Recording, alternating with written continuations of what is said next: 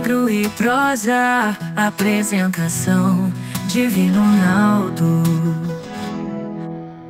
Hoje, dia 6 de janeiro, dia dos Santos Reis, uma data icônica. Vamos começar a nossa entrevista de hoje?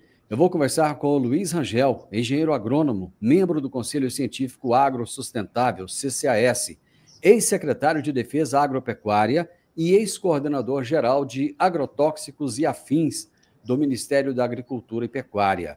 E o tema da nossa entrevista será Impactos do Acordo União Europeia-Mercosul no agronegócio brasileiro. Luiz Rangel, seja muito bem-vindo, tudo bem? Tudo ótimo, Divino. Que prazer falar com vocês aqui. Muito obrigado por estar conosco. Já começando esse ano, já em ritmo de muito trabalho, né? O agronegócio não para, né, Luiz? Não para e não pode parar, né? Afinal de contas, somos o motor da economia, né? Nós temos que continuar trabalhando, independente de festas e tal, a gente tem que ir em frente. Dia desse eu entrevistei alguém aqui, aí eu falei, e aí, vai parar, tal, né, para as festas? Ela falou, não, a planta não para de crescer, então eu também não posso parar de trabalhar. É mais ou menos por aí. Luiz, conta uma coisa para mim, antes de a gente entrar especificamente aqui no nosso assunto, o que um coordenador de agrotóxicos e afins do MAPA faz? Excelente pergunta, Divino. Olha, é uma das funções que eu ocupei no Ministério da Agricultura, eu ocupei várias funções, né? Tive a honra de também ser secretário, que é a carreira, o ponto mais alto da minha carreira, mas um dos desafios mais interessantes que eu travei na minha carreira foi ter sido coordenador dessa área de agrotóxicos, né? Porque, primeiro, que é um tema muitas vezes controverso sobre a perspectiva da visão, da percepção de risco, seja da população urbana e da necessidade do seu uso pelo agricultor, pelo quem trabalha no campo. Então, já era de entrada uma questão complicada. Mas, basicamente, a gente tem que zelar, né, pela segurança, qualidade desses produtos que são devidamente registrados no Brasil, olhando sobre a perspectiva de ter esse nivelamento internacional e oportunizar alternativas de controle sanitário, fitossanitário nesse caso, para os agricultores que sejam os melhores possíveis, para que o nosso produto final, que é o produto do agronegócio, chegue às mãos, às mesas e às bocas dos nossos consumidores, seja no Brasil, seja fora, com a melhor segurança possível. Foi um desafio incrível, me orgulho muito de ter feito o que fiz, e eu acho que a gente continua numa trajetória muito, muito positiva, né? Tivemos mudanças com algumas legislações recentes, mas eu acho que o Brasil ele é um dos 5 países mais avançados do ponto de vista de atenção a essas questões dos agrotóxicos no Brasil, no mundo. Bacana. Agora, já devidamente apresentada a função, vamos para o nosso assunto. Um acordo que ficou por mais de 20 anos sendo costurado, né? Essa integração entre o Mercosul e a União Europeia, ela tem um potencial econômico aí de em torno de 22 trilhões de dólares, que é bastante dinheiro e representa uma oportunidade muito grande, tanto para a União Europeia quanto para nós aqui no Mercosul. A política, muitas vezes quem está por fora não entende muito bem os trâmites, e às vezes é feito um anúncio, um barulho e tal, e a gente fica sem entender bem. Qual o estado atual dessas negociações entre o Mercosul e a União Europeia, desse acordo de livre comércio? É uma coisa que a gente tem que comemorar e falar, oba, agora aconteceu? Ou foi mais um daqueles anúncios que pode vir a dar certo ou não?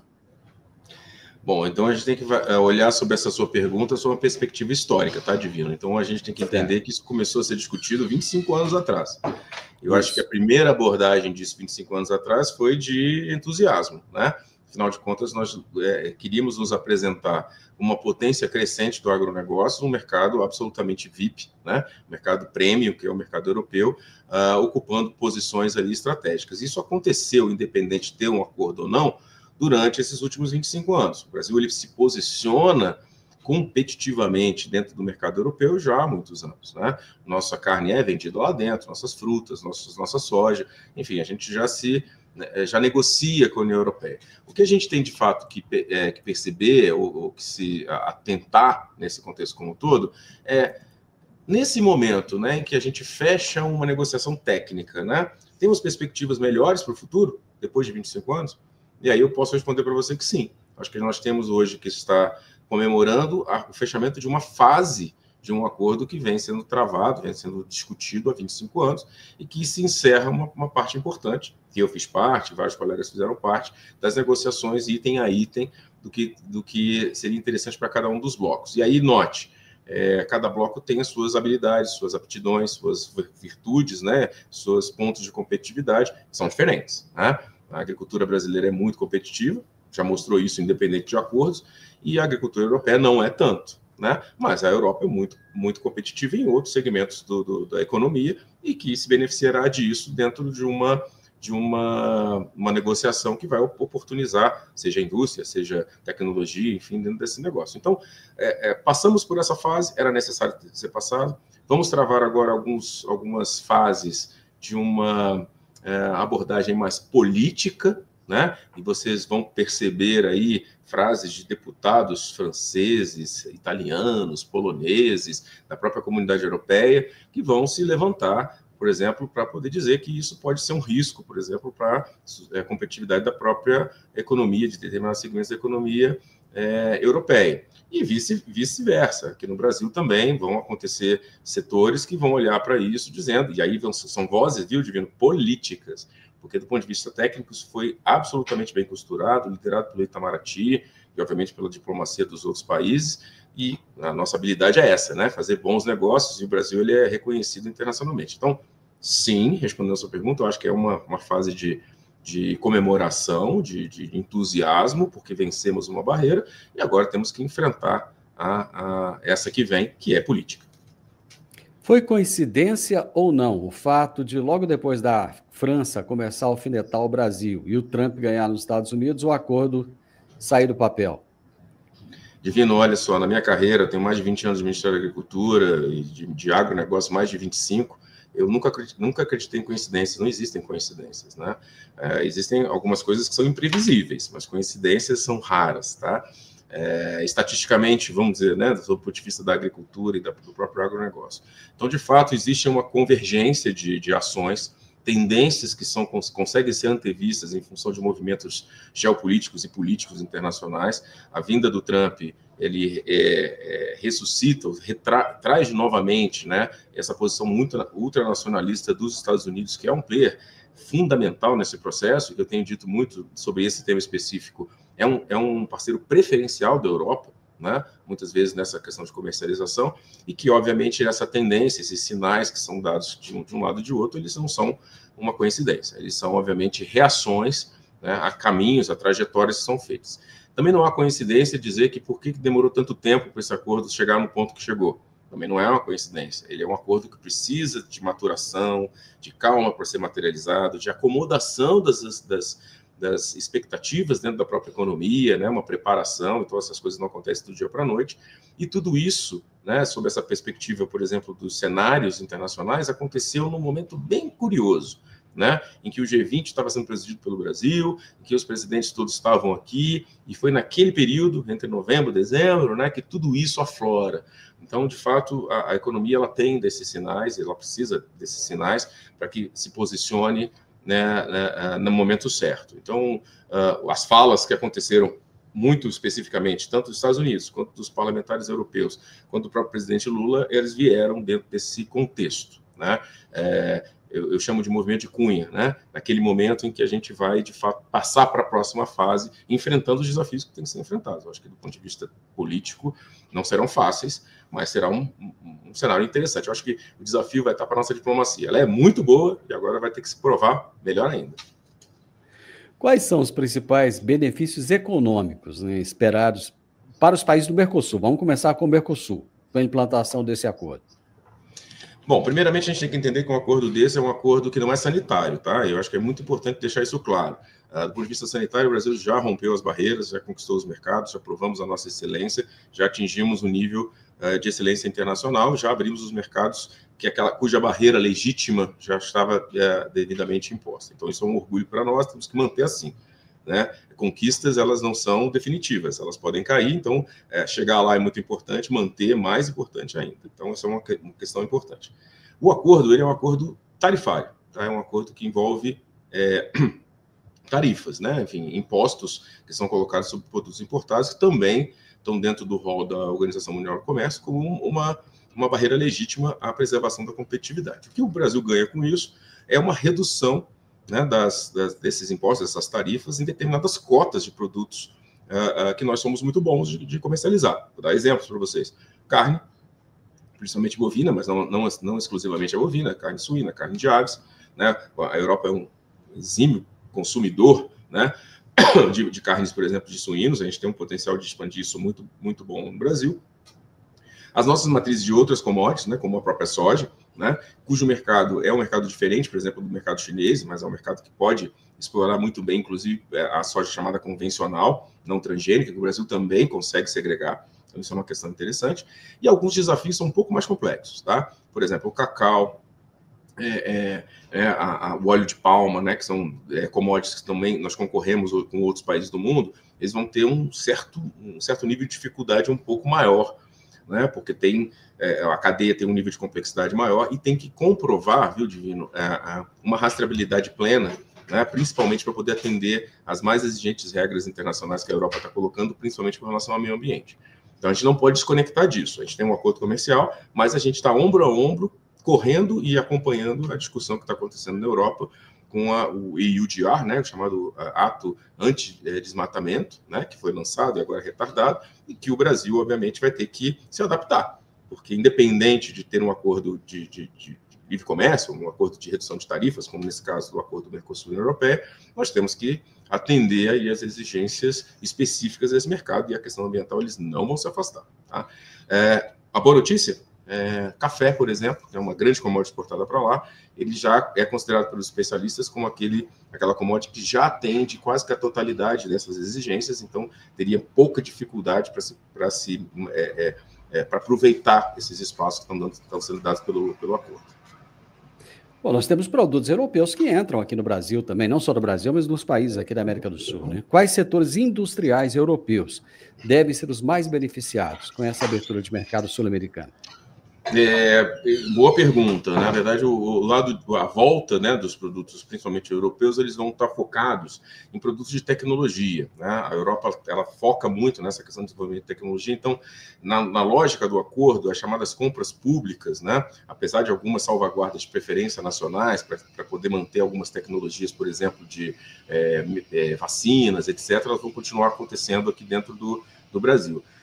Mas a gente vai poder, por exemplo, outros produtos industrializados de alta tecnologia, né, com embarcados de tecnologias mais sofisticadas, certamente serão importados ali da União Europeia. Então, são cenários, né, que o Brasil acaba tem que estar atento, né, para poder manter uma indústria crescente e competitiva, mas tem que concorrer com uma indústria que já chegou num nível de excelência muito grande. Diferentemente, por exemplo, da questão das commodities agrícolas, em que a gente, de fato, é imbatível no resto do mundo.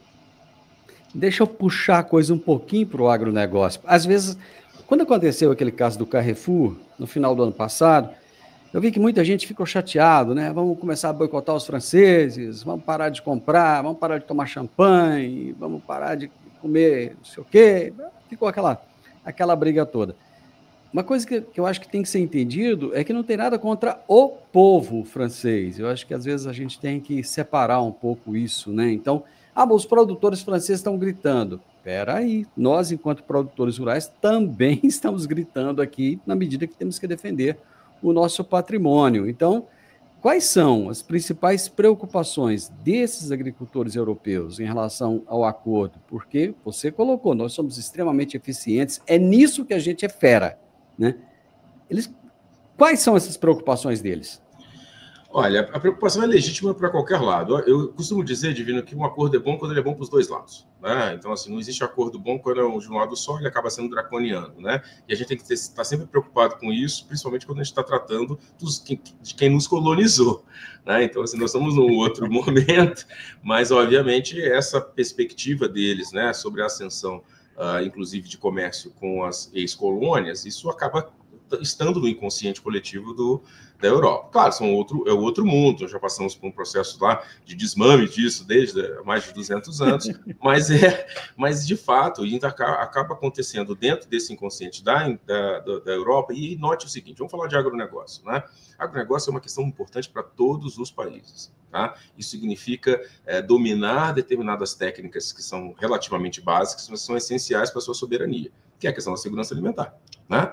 Então, no momento em que eu sou altamente dependente de determinados países para me oferecer um insumo básico, que é alimento, né? A minha soberania ela decresce, a percepção de todo político decresce de maneira significativa. Então, manter, mesmo que de uma maneira pouco competitiva, um agronegócio, produção de alimentos ainda viva ali dentro, ou seja, funcional, é uma estratégia de soberania interessante para todos os povos. Tá? Isso a gente tem que reconhecer.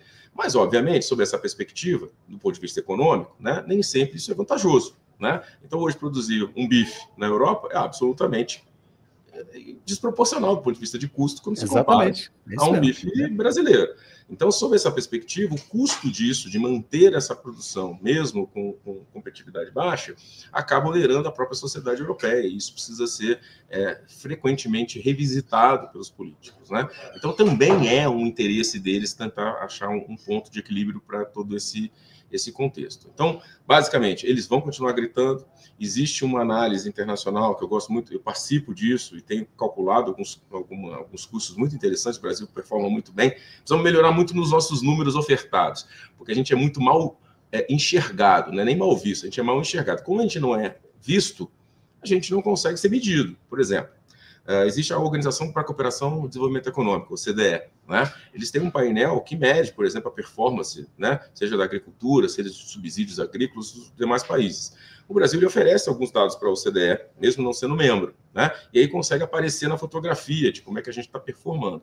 Se a gente entrega esses dados de maneira inconstante e imprecisa, certamente vamos ser medidos por uma régua que não vai medir a realidade.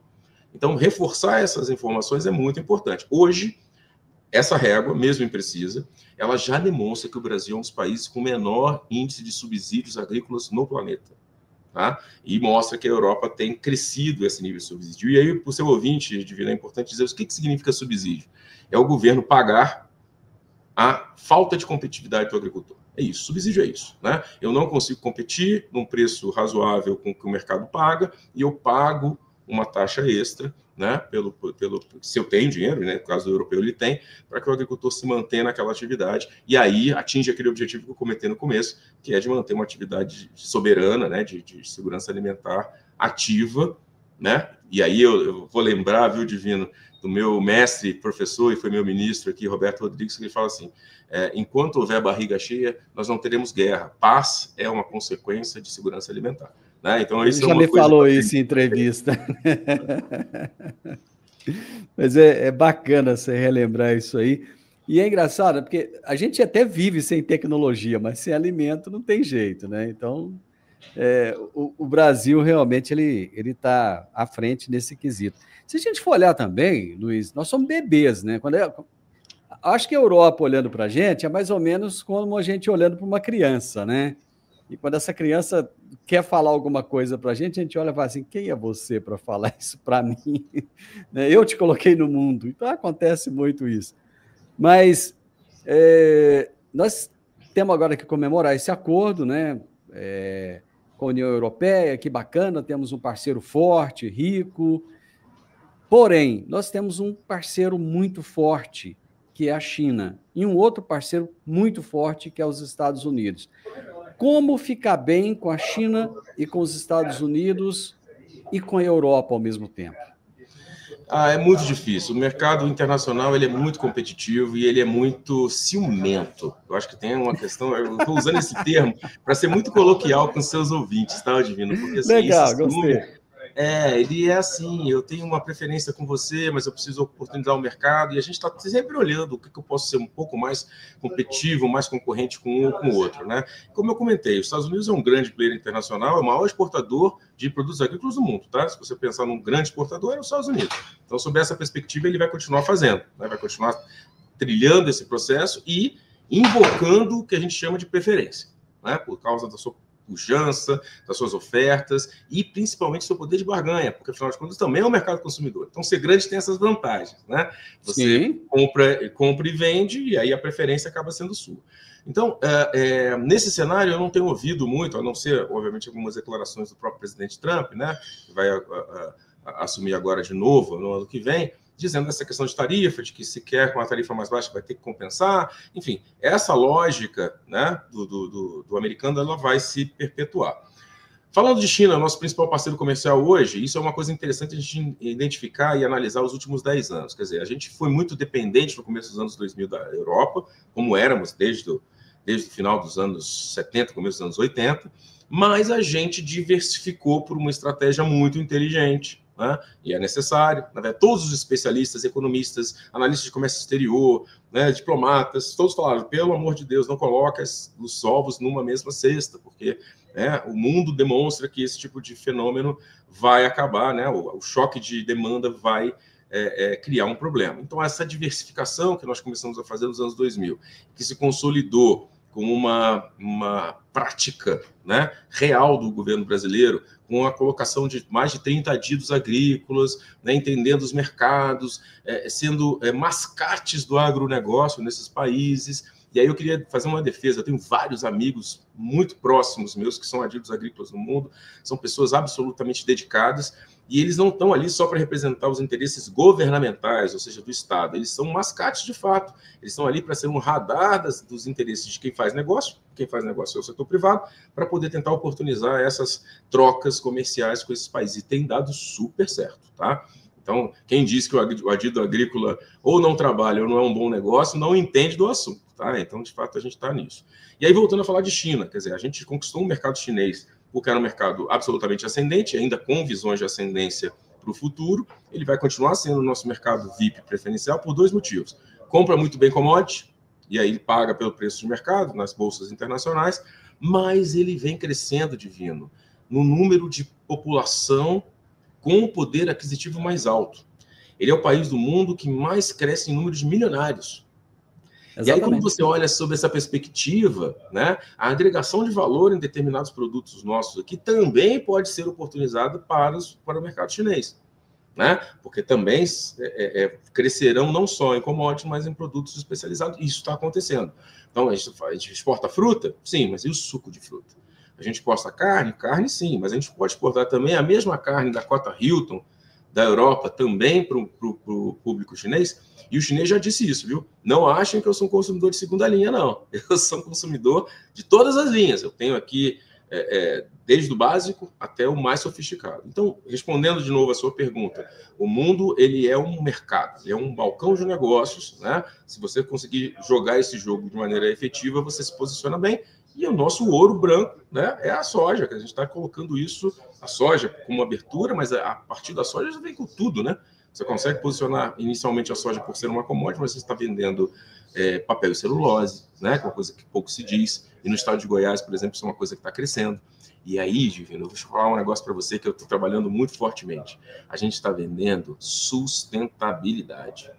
A gente está embarcando na nossa atividade porque a gente aceitou o desafio, né, do europeu de dizer o seguinte: não aceito qualquer tipo de produto. Para produzir e vender para a Europa tem que ter selo de sustentabilidade. Eu falei, eu topo.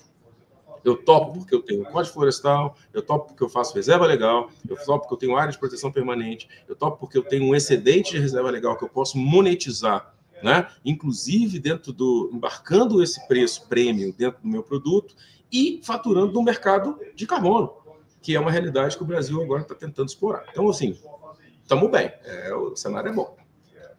Bom, nós estamos chegando ao final aqui. Sabe o que eu acho que precisa melhorar um pouco ainda no brasileiro, o Luiz? A informalidade. O brasileiro ele é informal demais. Assim, eu pelo menos eu vejo isso. Eu acho que comparado, por exemplo, com o argentino, com o uruguaio, eles são mais, cara, eu acho que eles são mais sérios. A gente aqui leva tudo muito na brincadeira. A gente marca horário, não cumpre. Você falou dos dados aí. Se o Brasil passasse os dados regularmente, constantemente, quer dizer, a nossa fotografia lá fora seria mais bonita. Mas não, os caras mandam um dia e na outra semana não manda, porque, né, a internet caiu, porque choveu, porque não sei o quê. O brasileiro tem essa coisa, cara. Ele marca com você, ele não vai, depois você liga para ele e fala, cara, esqueci. Então, assim, ainda precisamos de mudar, eu acho, muito nesse quesito.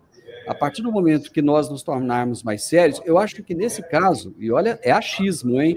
Eu acho que a Argentina e o Uruguai, por exemplo, pode se dar muito melhor do que a gente nesse acordo, em função de ter uma convicção maior daquilo que se quer. Divino, olha só, deixa eu te contar. A Argentina é um caso à parte, mas eu tenho certeza que o Uruguai vai faturar muito bem nesse acordo. Certeza absoluta. Que a Argentina está passando por um processo de repaginamento, reestruturação, né? Reestruturação. Mas, de fato, eu acho assim, do ponto de vista, vamos falar de carne, né? Vamos falar de carne de soja, vamos falar dessas commodities que a gente mais tem uma integração. Eu acho assim, quem tem mais a ganhar dentro do Mercosul, no primeiro momento, para faturar essas cotas, vai ser o Uruguai. O Uruguai ele tem 40 milhões de cabeças de gado para 3 milhões de pessoas de população, então ele vai aproveitar isso, é o produto dele de exportação, é um produto premium, é um produto de alto nível, e ele já vai se posicionar ali. O Brasil ele vai se posicionar sim, porque apesar da gente não ter essa característica do Uruguai, nós temos hoje, apesar de ser heterogêneo, empresários que olham para esse cenário de maneira específica, então eles vão oportunizar isso em algum nível, e a Argentina vai precisar pedalar mais, né? Vai precisar se reestruturar, vai precisar se reinventar sob as perspectivas, inclusive domésticas, né? De taxação de exportações, etc., para poder aproveitar o melhor dos mundos, que é a exportação desse tipo de produto. Então, enquanto eles não se organizarem, e a gente já está, né? Essa aqui é uma vantagem do Brasil.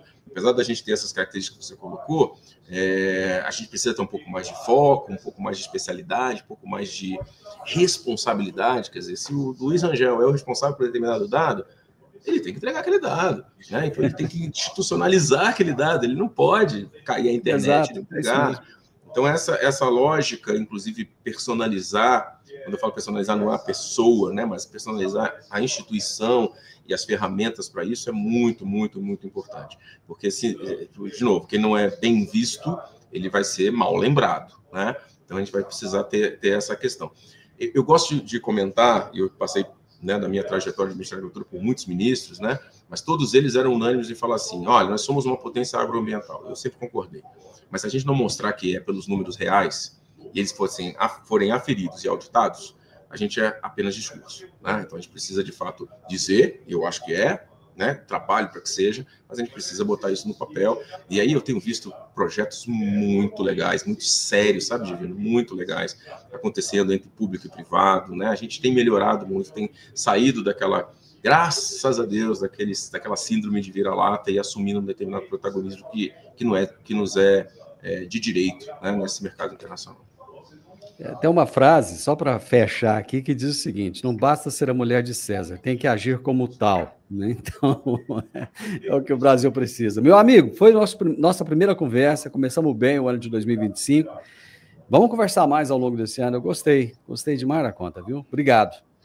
Divino, é sempre um prazer, cara. A gente trabalha com agronegócio, nós dois, né? Então, afinal das contas, bater um papo, principalmente com seus ouvintes, para poder dizer, né, fazer essa conexão entre quem está com a botina de fato no chão, fazendo a transformação, e fazer essa conexão com quem tem esse compromisso de fazer com que esse esforço todo, esse suor todo do campo, ele vire um bom produto para o Brasil. Nossa, para mim não tem preço, conte comigo sempre.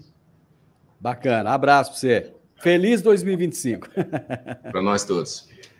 Eu conversei com o Luiz Rangel, engenheiro agrônomo, membro do Conselho Científico Agrosustentável, CCAS, ex-secretário de Defesa Agropecuária e ex-coordenador-geral de agrotóxicos e afins do MAPA, Ministério da Agricultura e Pecuária. E a gente falou sobre os impactos do acordo da União Europeia, Mercosul, para o agronegócio brasileiro. Esse acordo que terminou, né, de ser costurado no final do ano passado. E eu espero que você tenha gostado dessa prosa assim como eu gostei. Se gostou, deixe um gostei aí pra gente, deixe um like, se inscreva nesse canal, compartilhe com outras pessoas e deixe também um comentário pra gente, tá bom? Um grande abraço para você e até a nossa próxima prosa.